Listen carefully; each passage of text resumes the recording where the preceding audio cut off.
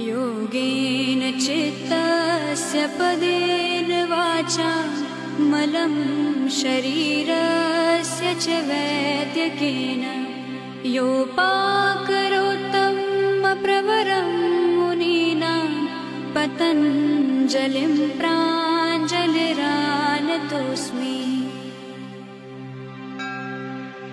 योगेन चित्तस्य पदेन वाचा मलं शरीरस्य च वैद्यकेन योपाकरोत्तं प्रवरं मुनीनां पतञ्जलिं प्राञ्जलिरानतोऽस्मि।